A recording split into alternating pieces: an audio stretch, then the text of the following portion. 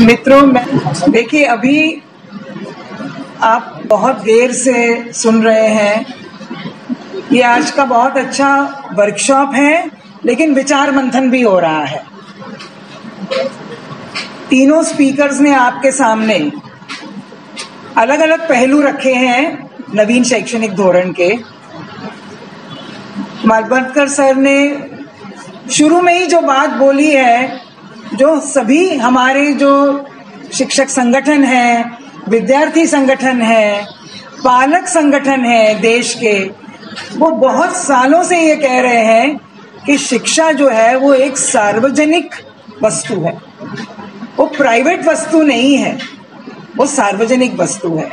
उस पर उन्होंने काफ़ी आपके सामने जो बात रखी है वो बहुत साफ तरीके से आती है कि ये जो है इस पर सरकार का खर्चा होना चाहिए। मुखोपाध्याय मैडम ने उनका इस एजुकेशन पॉलिसी पर बहुत अभ्यास रहा है, खास करके जो अब ये सम्मिश्रित पद्धति आई है, ब्लेंडेड लर्निंग सम्मिश्रित पद्धति आई है, उसके बारे में उनका एक आर्टिकल महाराष्ट्र टाइम्स में छपा था। उन्होंने इंग्लिश में लिखा था, उसका मराठी में अनुवाद हुआ। वो हम आपके सर को भेजेंगे ताकि आपके बीच में वो सर्कुलेट हो, क्योंकि वो मराठी में है। और सम्मिश्रित पद्धति जो अब आई है अध्ययन की, ये इस एजुकेशन धोरण का, इस शैक्षणिक धोरण का केंद्र बिंदु है। केंद्र बिंदु क्या है? दो केंद्र बिंदु। एक्चुअली केंद्र बिंदु एक होता है, लेकिन यहाँ दो है। एक है उनका धोरण और दूसरा है उसको अमल में लाने का तरीका। ये दोनों चीजें जो हैं, इसमें हमें कोई शक नहीं है कि सरकार का अभिप्राय क्या है, सरकार क्या चाहती है। इन तीनों भाषण के बाद जो बात सामने खुलकर आती है कि सरकार नहीं चाहती पढ़े लिखे लोग। पढ़े लिखे लोग का मतलब साक्षर नहीं है। पढ़े लिखे लोग दुनिया में किसको माना जाता है? जो कम से कम हायर सेकेंडरी के बाद कुछ कॉलेज एजुकेशन लिया हो। एजुकेटेड लोग उनको कहा जाता है। एजुकेटेड है और उसके बाद हायर एजुकेशन लिया है। वो खाली साक्षर 5वीं पास 7वीं पास वैसे नहीं है। तो ये लोग नहीं चाहिए। क्यों नहीं चाहिए? क्योंकि वो 18 साल के होते हैं तो उनको वोट देने का अधिकार मिलता है। अगर वो पढ़ लिख गए तो वो सरकार के धोरण को समझने की कोशिश करते हैं। अभी वो राहुल जो चिल्ला चिल्ला के बोल रहा था, इसको पढ़ो, इसको समझो, इसको समझो। तापती मैडम ने आपके सामने बोला है कि क्या हो रहा है और क्या होने वाला है। आज इतनी लड़कियां यहाँ बैठी हैं, आज इतने आदिवासी विभाग के बच्चे हमारे सामने बैठे हैं। बोधुताई के कॉलेज में आज वो होती तो उनको बहुत अभिमान होता कि आदिवासी विभाग के इतने सारे बच्चे इस कॉलेज में हैं। लेकिन सरकार के लिए वो तकलीफ है। आदिवासी बच्चा भी पढ़ जाएगा, ग्रेजुएट हो जाएगा, पोस्ट ग्रेजुएट हो जाएगा, फिर वो सोचेगा कि ये शिक्षण पद्धति का मतलब क्या है। वो सोचेगा कि सरकार की हेल्थ पॉलिसी क्या है। वो सोचेगा कि सरकार की ये रोजगार की पॉलिसी क्या है। सरकार की जो नीति चलती है, जो प्लानिंग होता है, उसके बारे में भी वो जानकारी लेगा, क्योंकि वो कॉलेज में पढ़ती है और उनको उनके शिक्षक बताते हैं। तो नहीं चाहिए ऐसे लोग, क्योंकि कल वो सरकार को जवाब मांगते हैं। आपको याद होगा, बहुत सारे मुद्दों पर, बहुत सारे शिक्षण संस्थाओं में विद्यार्थियों ने आवाज उठाई थी। आपको याद है, जेएनयू का नाम सुना होगा। हाँ, और भी कई हैं, खाली जेएनयू नहीं है, बहुत सारी हैं जहां पर विद्यार्थी सड़क पर आ जाते हैं। उस हिसाब से मुंबई विद्यापीठ के विद्यार्थी थोड़े शांत हैं, लेकिन बहुत प्रदेशों में सड़क पर आ जाते हैं। कलकत्ता में वो जादवपुर यूनिवर्सिटी की बात मैडम बता रही थी। 2-3 साल पहले वहां पर 3 दिन विद्यार्थी बैठे रहे, दिन और रात, कि उनको जो भी उनकी मांग थी वो जब तक पूरी नहीं होगी वो उठेंगे नहीं। वाइस चांसलर का घेराव करके रखा। ऐसे लोग नहीं चाहिए उनको, जो आपको पूछेंगे, यूनिवर्सिटी के वाइस चांसलर को पूछेंगे कि कोरोना पीरियड के बाद आपने फीस कम क्यों नहीं की, आपने एग्जाम इस तरह से क्यों लिया, जो भी है वो बच्चे पूछ सकते हैं, वो नहीं चाहिए। तो जो एक आपके जो धोरण है उसको पूछने वाला जो वर्ग है वो है युवा वर्ग, कॉलेज में जाने वाले लोग नहीं चाहिए। तो इसके लिए वो शुरू से ही शुरुआत कर रहे हैं। तीसरी में पब्लिक एग्जाम होगा, तीसरी में, तो उसमें कुछ बच्चे पास नहीं होंगे, फेल हो जाएंगे, पब्लिक एग्जाम है। फिर 5वीं में होगा, फिर 8वीं में होगा, 10वीं में तो होता ही है, 12वीं में तो होता ही है, यानी हर 2 साल में एक पब्लिक एग्जाम। छोटे बच्चे से शुरू करोगे। जो राष्ट्रपति मैडम ने कोठारी कमीशन की बात की, उसमें उन्होंने क्या लाया था कि शिक्षण बच्चे बच्चे को मिलना चाहिए, दूर दूर तक मिलना चाहिए, पहाड़ी इलाकों में मिलना चाहिए, आदिवासी इलाकों में मिलना चाहिए, उसका फैलाव करो। लड़कियों के लिए हॉस्टल बनाओ, लड़कों के लिए हॉस्टल बनाओ, दूर से अगर आते हैं तो वो आ नहीं पाते हैं तो हॉस्टल बनाओ। ये धोरण थे। एजुकेशन को दूर तक लेकर जाओ और सबको स्कूल में लाओ, फिर जितने हो सके आगे कॉलेज में जाएं। एजुकेशन का फैलाव करो। महाराष्ट्र सरकार ने बहुत साल पहले एक धोरण लाया था, मुझे साल याद नहीं है, हर तालुका में एक गवर्नमेंट का अनुदान से चलने वाला कॉलेज होगा। तो आपका वाड़ा कॉलेज आया, आपका मोखाड़ा कॉलेज आया, तलासरी में है कॉलेज, दहाणु में है, हर तालुका में एक एक अनुदानित कॉलेज। उस कॉलेज में बच्चे इतने ज्यादा नहीं होंगे जितना वो चाहते हैं, लेकिन इन कॉलेज से आने से क्या हुआ, उधर नजदीक के बच्चे अपने कॉलेज में जाते हैं, साइकिल पर बैठ के जाते हैं, चल के जाते हैं, उनको देर देर तक एसटी के लिए रुकना नहीं पड़ता, नजदीक होता है तो आ जाते हैं। तो पहले जो हमारा इतने साल 65, 68 से लेकर अब तक जो धोरण कुछ साल पहले तक जो चल रहा था, 2012, 13, 14 तक चल रहा था, वो था एजुकेशन को बढ़ाओ बढ़ाओ, ज्यादा से ज्यादा लोग आए, कॉलेज में आए, यूनिवर्सिटी में आए। हमारे यहाँ पर संशोधन करने वालों की संख्या कम है, हमारे यहाँ डॉक्टर्स की संख्या कम है, हमारे यहाँ इंजीनियर्स की संख्या कम है, ये सब चल रहा था। अब जो आज आपने सुना है उसमें जो दिख रहा है 49,000 कॉलेज में, अपने कॉलेज हैं अपने देश में, महाराष्ट्र में 5,000 के करीब, मतलब 4,700 ऐसे कुछ कॉलेज महाराष्ट्र में हैं, 49,000 पूरे देश में है। वो उनको कम करके 10,000 करने हैं, वो कम करके 10,000 करने हैं, ये बोल दिया है, खुल के बोल दिया है। कैसे कम करोगे? वो बोलते हैं हम बंद नहीं करेंगे उनको दूसरों के साथ मिला देंगे। कैसे मिलाओगे? आप तलासरी के कॉलेज को बोर्डी के साथ कैसे मिलाओगे? तो पहले तो बोल दिया मिलाएंगे, बाड़ा वो तो नाम नहीं ले रहे हैं, हम ले रहे हैं, उनको मिलाएंगे। उनका मल्टी डिसिप्लिनरी, वो जो राष्ट्रपति मैडम ने आपको बहुत डिटेल में बताया, मल्टी डिसिप्लिनरी बनाएंगे।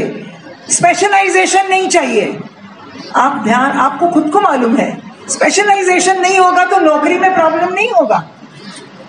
सभी लोग बैचलर इन लिबरल आर्ट, अभी क्या होता है कहीं पर जाते हैं उनको कॉमर्स के लोगों की ज्यादा मांग होती है, कोई सब्जेक्ट्स ऐसे हैं आर्ट्स के, उनकी कहीं पर होती है, टीचिंग में और जगह पर ट्रांसलेटर के जॉब के लिए उनकी नौकरी चाहिए, पत्रकारिता में चाहिए, टेलीविजन पे चाहिए। तो लोगों को मालूम है कि कहाँ कहाँ पर किस किस डिग्री की जरूरत है, साइंस का जरूरत है, सबकी हर एक स्पेशलाइजेशन की जरूरत है। वो स्पेशलाइजेशन नहीं चाहिए। आप सब कुछ ले सकते हो, कोई भी सब्जेक्ट कॉम्बिनेशन ले सकते हो, आपको अधिकार है। तो बच्चों, उनको लगता है बच्चे खुश हो जाएंगे, अरे मेरे को इतनी फ्रीडम मिल गई, मैं फिजिक्स केमिस्ट्री के साथ में सोशियोलॉजी ले सकता हूँ, मैं फिजिक्स केमिस्ट्री के साथ में आरडी ले सकता हूँ। इस कॉलेज में आरडी नहीं है, तो राजपूत सर आपको बोलेंगे तुमको आरडी लेना है, अपने कॉलेज में आरडी नहीं है, लेकिन मुझे तो लेना है, शैक्षणिक धोरण ने मेरे को वो अधिकार दिया है, तो भी तू जा चिंचणी में, एडमिशन तो मेरा यहाँ हुआ है। वो कहते हैं हम क्लस्टर बना देंगे, क्लस्टर भी बनाओगे तो भी ये सब कैंपस तो जुड़ नहीं सकते, ये दूर दूर हैं। तो उन्होंने इसके लिए लाया कि हमको तो बनाना है मल्टी डिसिप्लिनरी, हमको तो बनाना है तक्षशिला, हमको बनाना है नालंदा, लेकिन नालंदा तक्षशिला तो एक जगह पर थे ना, तक्षशिला का अलग अलग प्रदेशों में फैला हुआ नहीं था, वो एक जगह थी बड़ी यूनिवर्सिटी। आपको मल्टी डिसिप्लिनरी बनाना है, आपको बड़ी यूनिवर्सिटी बनानी है, लेकिन आपके कॉलेज दूर दूर हैं, उनका कैसे एक साथ कैंपस बनाओगे? तो उसके लिए रास्ता लाया ये ब्लेंडेड लर्निंग का। ब्लेंडेड लर्निंग मतलब क्या? आप यहाँ पर अपने लेक्चर, जो भी आपके 2 सब्जेक्ट यहाँ पढ़ोगे उसके लेक्चर आप यहाँ अटेंड करोगे, और आपको आरडी लेना है जो आपके कॉलेज में नहीं है, चिंचनी में है, नहीं तो बोर्डी में है, वो लेना है, वो कैसे लोगे? तो आप वहां एडमिशन लोगे, लेकिन वो कोर्स आप ऑनलाइन करोगे, वो कोर्स ऑनलाइन करोगे, कुछ सब्जेक्ट ऑफलाइन करोगे, कुछ सब्जेक्ट ऑनलाइन करोगे। आपके टीचर भी आपको आधा ऑनलाइन सिखाएंगे, आधा ऑफलाइन सिखाएंगे। और उसके साथ साथ जो टापती मैडम बोली ना, 2 कोर्स मुंबई यूनिवर्सिटी ये सब अभी रूल बना रही है। 4 साल का डिग्री कोर्स का यूनिवर्सिटी में कमिटी है, महाराष्ट्र गवर्नमेंट ने कमिटी बना दी, उसमें बहुत सारे वाइस चांसलर वगैरह अपने लोगों को रखा है, लेकिन मुंबई विद्यापीठ ने अपनी खुद की कमिटी बनाई है 4 साल का कोर्स। और 4 साल के कोर्स में 1 साल के बाद अगर निकल गए, पहले क्या था, बच्चा निकलना नहीं चाहिए, उसके लिए सरकार कोशिश करती थी, क्यों निकलना है, फीस नहीं दे सकता। तो आपको पता है ईबीसी है, इतना अपने को ईबीसी मिलता था, अपने को SC ST स्कॉलरशिप्स मिलती थी, अभी उसकी गारंटी नहीं है, नहीं है, गारंटी की बात ही नहीं है, नहीं है। ये पूरे एजुकेशन पॉलिसी को आप पढ़ लो, कहीं पर भी नहीं लिखा कि ये SC ST की और EBC की चालू रहेगी। वो कहते हैं जो मेरिटोरियस है उसको हम देंगे, हम नहीं दे सकेंगे तो कोई परोपकारी संस्था देगी। हम प्राइवेट पार्टी को बोलेंगे कि बच्चों को प्रोत्साहन के लिए स्कॉलरशिप दो, लेकिन अभी जो आपको अधिकार से मिलता है वो नहीं रहेगा। रिजर्वेशन नाम नहीं, हमने वो क्या बोलते हैं, माइक्रोस्कोप के नीचे रखो, नहीं तो पूरा ढूंढ लो, पूरी पॉलिसी में आरक्षण शब्द ही नहीं है, आरक्षण शब्द ही नहीं है। जो वंचित समाज के विद्यार्थी हैं, अगर वो मेरिटोरियस हैं, अगर वो मेरिट वाले हैं, अगर उनका रिजल्ट अच्छा आया है तो उनको स्कॉलरशिप दी जा सकती है, सबको नहीं। तो इससे क्या है, कॉलेज बंद कर रहे हो, आप कह रहे हो हम बड़े कैंपस बनाएंगे, बड़े कैंपस आप बना नहीं सकते, इतनी आपके पास जगह नहीं है, तो 3-3, 4-4 कॉलेज के आप क्लस्टर बनाओगे और वो स्टूडेंट यहाँ पढ़ेगा, वहां पढ़ेगा, एक जगह वो क्लास में पढ़ेगा, एक जगह वो ऑफलाइन पढ़ेगा, ऑनलाइन पढ़ेगा।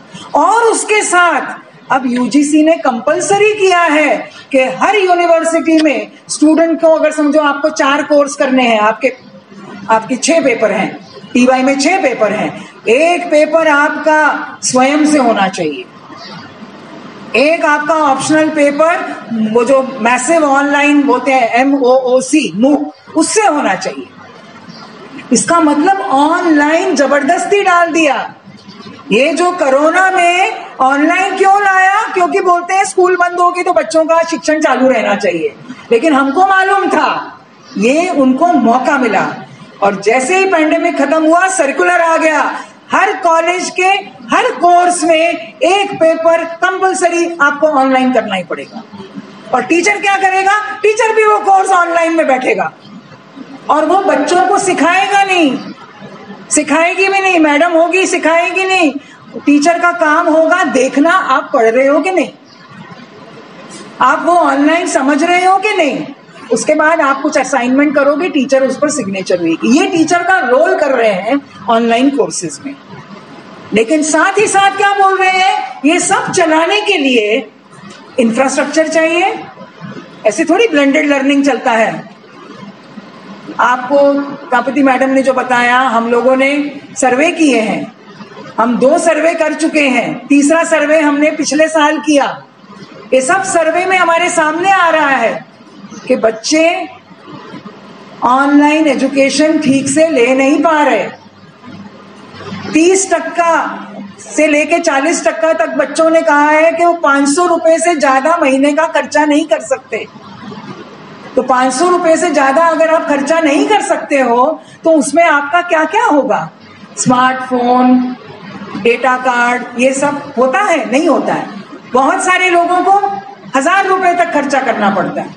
तो जो नहीं कर पाता वो खाली मोबाइल और व्हाट्सएप और ईमेल, इसी से वो पढ़ाई करेगा। ये क्या कह रहे हैं शैक्षणिक धोरण में? नहीं, लैपटॉप होना चाहिए और कॉलेज ने देना चाहिए। सर, हर कॉलेज में 4-4 बच्चों के लिए 1 लैपटॉप होना चाहिए। आप कर सकोगे?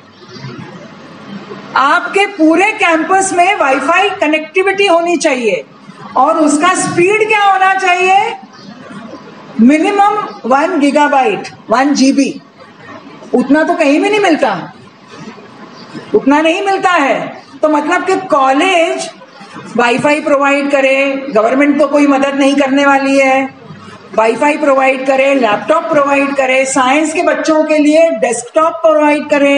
लैब में तो लैपटॉप नहीं चाहिए ही चाहिए, वहां मोबाइल नहीं चलेगा। इस तरह का पूरा इंफ्रास्ट्रक्चर दिया है। और उसके बाद क्या बोला है, ये जो आपके 3-4 कैंपस साथ में जुड़ जाएंगे ना, समझो वाड़ा, बोरडी, तलासरी, ये सब जुड़ गए मतलब ऑनलाइन जुड़ गए, तो उनके लिए एक स्टूडियो होना चाहिए। वो स्टूडियो में आप सीखोगे बहुत कुछ, ऑनलाइन जो भी सीखोगे चीजें, कुछ आप वीडियोस बनाओगे, टीचर वीडियो बनाएंगे। वहां पर उन्होंने क्लियरली बोला है, ये हम सब क्यों कर रहे हैं, क्योंकि हमको पैसा बचाना है। एक ही टीचर 2 कॉलेज में जाएगा ना, इधर पढ़ाएगा, ऑनलाइन भी पढ़ाएगा, 2 कोर्स पढ़ाएंगे 1 कोर्स के बदले में। पहले हर कॉलेज में 1 लेबोरेटरी चाहिए केमिस्ट्री के लिए, अभी नहीं हो सकती है ना, इतना पैसा तो देगी नहीं सरकार। तो ठीक है, तलासरी की लैब बंद कर दो, उनके बच्चों को बोर्डी में भेजो, वहां की लैब में जाएंगे। उन्होंने क्लियरली लिखा है sharing of resources, sharing of resources. सब बच्चों को हर कॉलेज में सब सुविधा नहीं मिलती, तो जब वो क्लस्टर बनेंगे तो बच्चों को उसका फायदा होगा। लेकिन साथ में ये भी लिखा है टाइम टेबल क्रैश नहीं होने चाहिए, पहले से बुकिंग करके रखना चाहिए। तो आप सोचो आप कितना दौड़ोगे इधर से उधर। और जब कुछ कॉलेज तो बंद ही हो जाएंगे, जब बंद हो जाएंगे वो कहेंगे पालघर में, क्योंकि उन्होंने कहा है हर डिस्ट्रिक्ट में एक बड़ी यूनिवर्सिटी होगी मल्टी डिसिप्लिनरी, एक यूनिवर्सिटी हर डिस्ट्रिक्ट में बड़ी। तो जाओ पालघर में, नहीं जा सकते तो छोड़ दो। वो बोलते नहीं, हमें अपना ग्रेजुएट्स का प्रमाण बढ़ाना है, हायर एजुकेशन का एनरोलमेंट बढ़ाना है। अभी वो 32-33% है महाराष्ट्र में, उसको 50% तक लेके जाना है। तो कैसे लेके जाएंगे? उन्होंने अपने आप को कोई चिंता नहीं है उनको, कॉलेज बंद हो गए होने तो ऑनलाइन है ना। अभी तक क्या था, आपने सोचा, आप सब लोगों ने हम कॉलेज में एडमिशन देंगे, आपने कॉलेज में एडमिशन दिया, कॉलेज ने आपको सुविधा दी, गवर्नमेंट ने आपको स्कॉलरशिप दी, आपको बुक्स मिलती हैं, आपको बहुत सारी सुविधा मिलती है, कुछ फीस देते हैं। तो ये जो सुविधा मिल रही है और आपको कॉलेज आते हो, फ्रेंड्स बनते हैं, एक्स्ट्रा करिकुलर एक्टिविटीज होती हैं, डिबेटिंग होता है, म्यूजिक प्रोग्राम्स होते हैं, डांस प्रोग्राम्स होते हैं। हम तो तलासरी के बच्चों ने आकर विद्यापीठ में जब तारपा डांस किया था तो लोग इतने खुश हो गए थे, मुंबई विद्यापीठ के विद्यार्थी वो देख के। तो ये सब जो हमारा कल्चरल सोशल एक हम बढ़ता है और इंटरेक्शन बढ़ते हैं, विचार बनते हैं, चीजों पे चर्चा होती है, वो सब होता है कॉलेज में। लेकिन कुछ बच्चे स्कॉलरशिप हो कुछ भी हो फिर भी कॉलेज नहीं आ पाते क्योंकि उनको नौकरी करनी बहुत जरूरी है उनके परिवार के लिए, तो फिर वो डिस्टेंस एजुकेशन में जाते हैं। आज देश में प्रमाण कितना है? 10% बच्चे डिस्टेंस एजुकेशन में जाते हैं और 90% बच्चे स्कूल कॉलेज में आते हैं। अब वो कहते हैं ऐसा कुछ डिवीजन नहीं है, आप थोड़ा तो कॉलेज में पढ़ोगे और थोड़ा आप डिस्टेंस में करोगे, यानी आप हर तरह से अपना कोर्स पूरा कर सकते हो और आज नहीं किया तो 4 साल के बाद पूरा कर लो। एटीकेटी वगैरह की जरूरत नहीं है आपको। वो जो प्रापति मैडम बोली ना कि एकेडमिक बैंक ऑफ क्रेडिट, एक बैंक खुलेगा क्रेडिट्स का, उसमें आपको अपने आप को रजिस्टर करके अपना खाता खोलना होगा। अब वो कहते हैं कि ये खाता लेकर आप पूरे दुनिया में घूम सकते हो। आपने कुछ क्रेडिट यहां से लिए और आपके कॉलेज का या आपकी यूनिवर्सिटी का अमेरिका की किसी यूनिवर्सिटी के साथ अगर गठबंधन है तो आप वहां से भी कुछ कोर्स करो, यहां से भी करो, और वो पूरा एक अकाउंट में आपके वो पैसे जमा होते जाएंगे। पैसे मतलब आपका क्रेडिट, और आपके क्रेडिट कितने जमा होंगे उसके ऊपर आपको डिप्लोमा मिलेगा, नहीं तो आपको डिग्री मिलेगी, पोस्ट ग्रेजुएट मिलेगी या जो भी मिलेगी। तो ये सब जो आ रहा है ये बहुत, मराठी में आपण म्हणतो ना झपाट्याने येतो, झपाट्याने येतोय। आतापर्यंत आपले शिक्षक सुद्धा, आपण सगळे लोक त्याला वाचत होते, त्याच्यावर चर्चा करत होते, सेमिनार घेत होते, पण आता झपाट्याने येतोय तो, कारण त्यांना सगळं बदलून टाकायचं आहे।